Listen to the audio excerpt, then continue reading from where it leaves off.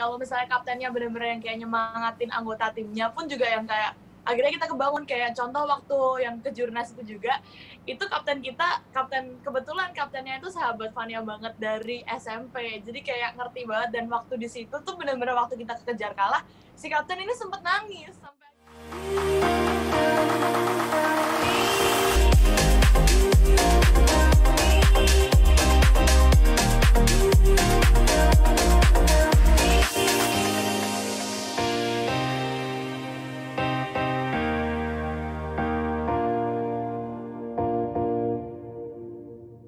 Halo Sobat Sportsai, kembali lagi ke Lunch Break Athlete Edition, di mana kita akan berbincang-bincang, ngobrol-ngobrol lebih jauh bareng atlet untuk belajar tentang mental toughness dari perjalanan dan perjuangan mereka. Nah, hari ini kita akan berbincang-bincang dengan seorang pebasket cantik yang bukan hanya dia itu gemilang di dalam dunia basket, tapi juga di dunia entertainment. Penasaran siapa? Langsung kita sapa atlet kita siang hari ini, Fania Valencia.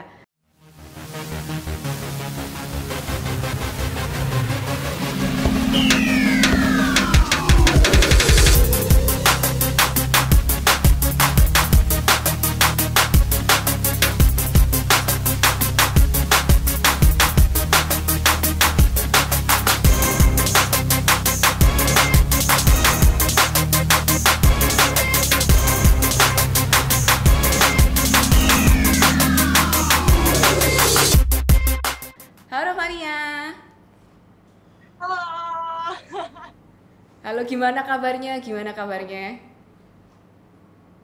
Baik, Ci. Gimana kabarnya, Ci? Sehat-sehat kan ya, Ci? Sehat-sehat, puji Tuhan. Di tengah-tengah pandemi yang nggak jelas ini, untungnya masih diberi kesehatan supaya kita bisa beraktivitas dengan baik.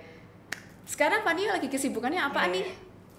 Kalau sekarang ini sih lagi sibuk latihan basket lagi, mulai latihan lagi karena persiapan buat kejurda. Tapi kejurdanya juga masih tahun depan sebenarnya, tapi udah latihan dari sekarang. Karena kan kemarin udah sempat break nggak latihan sama sekali, jadi fisiknya ngulang dari awal lagi. Terus selain itu juga Fania lagi fokus buat film. Ini lagi jalan, di bulan ini sih lagi jalan film Virgo and the Sparklings. Tahun depan juga ada film layar lebar lagi, dan Januari, Februari juga ada film layar lebar lagi. Dan masih jalan kayak syuting iklan, web series kayak gitu sih Kak. Sama lagi fokus ke YouTube juga. Tuh. Wow, sibuk banget ya. Ini karena COVID ya. Jadi pertandingan di tahun ini mulai di delay gitu ya. Diganti tahun depan. Iya, benar-benar sih. Kayak kalau misalnya judul DKI itu kan emang harusnya mulainya itu dari yang KU kecil-kecil dulu, kayak misalnya KU 14, 16, 18, baru nanti KU yang aku tuh masuknya divisi 1, yang 1923. Cuman yang KU kecilnya aja ini belum mulai, jadi harus nunggu yang KU kecil dulu, baru nanti yang divisi 1-nya gitu. Oh, oke. Kalau boleh tahu udah berapa lama nih Fania jadi atlet basket atau menggeluti dunia basket? Sebenarnya kalau basket sendiri tuh udah dari SD, cuman SD itu belum serius, baru mulai serius itu sejak SMP. Pas di SMP Fania itu kan, Fania SMP-nya di Sulawesi 1. Nah di situ tuh ada open seleksi buat JRBL, Junior Basketball League, itu kayak pertandingan antar SMP terbesar waktu di SMP. Dan akhirnya ikut di JRBL itu, mulai benar-benar fokus sampai akhirnya JRBL kepilih buat pemain 12 pemain yang diwakilin perwakilan sekolah. Akhirnya dari situ champion 2 kali selama tahun 2016-2017 kalau nggak salah. Terus setelah itu dilirik sama orang perbasinya. Nah, habis itu akhirnya ikut seleksi buat kejurnas, kejurda. Akhirnya ikut event-event nasional kayak Popnas, Popda, kejurda, kejurnas, dan lain sebagainya gitu sampai sekarang.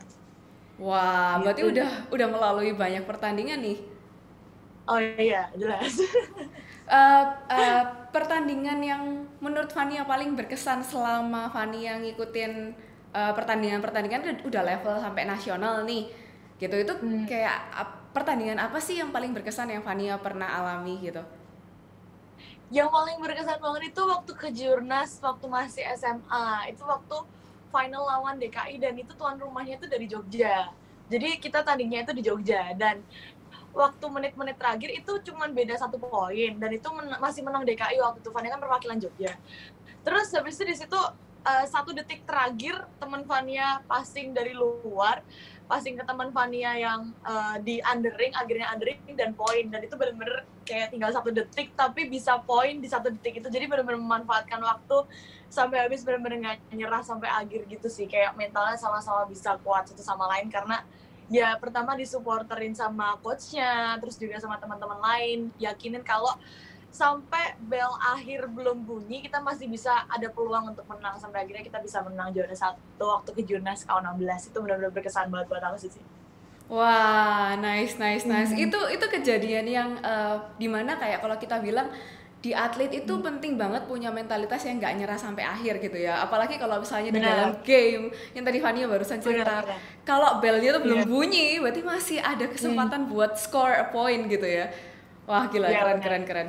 Padahal waktu itu kalau boleh cerita, lawannya itu kayak gimana sih, Van? Menurut Fania waktu itu kayak maksudnya, oh lawannya nih kuat banget, misalnya dari segi badannya tuh udah gede-gede banget sampai kayak, oh mungkin wah serem juga nih ngeliatnya kayak gitu, atau kayak gimana sih waktu itu keadaannya?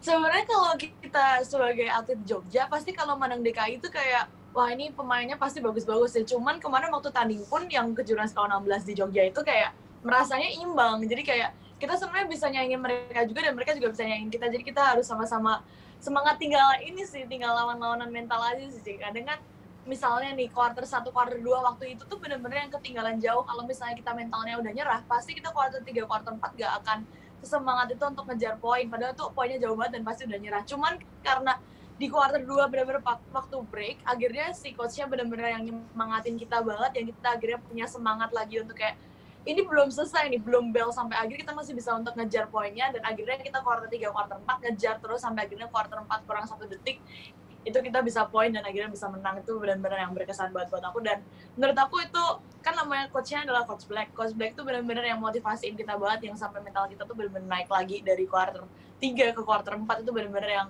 langsung semangat lagi untuk bisa menang gitu. Wah gila, berarti peran coach ini penting banget ya? Penting banget. Tapi memang karena kayak pengalaman Fania tuh juga sempet sih kayak ada coach yang dimana waktu tanding Popnas terakhir di kalau nggak salah di Semarang, itu coachnya tuh kayak udah nyerah waktu di quarter 1, quarter 2 lawan DKI juga. Dan itu gara-gara coachnya juga nyerah mentalnya, terus kayak akhirnya anak-anaknya pun juga jadi kayak loyo, lemas, jadi kayak nggak bersemangat juga untuk tanding gitu, karena coachnya aja lemes, gimana murid-muridnya gitu. Makanya kayak menurut Fania sih peran coach itu penting banget sih, apalagi untuk nyemangatin anak-anaknya gitu. Wah, ini kalau misalnya kita ngomong tentang mental toughness ya, ini tuh adalah bagian kelima dari mental toughness yang kita bilang dengan cohesion, atau bagaimana kita berinteraksi dengan orang lain, atau bagaimana kita itu berinteraksi dengan support system kita. Kalau dalam ceritanya Fania tadi itu coachnya itu sebenarnya penting banget coach itu buat para atlet gitu, karena yang menyemangati, yang kayak mungkin dipandang sebagai role model tuh sebenarnya kan si coachnya ya. Dan kalau misalnya kita punya support system yang kurang mendukung, dan itu akan berpengaruh ke bagaimana mental kita ketika bertanding juga, gitu kan ya? Benar.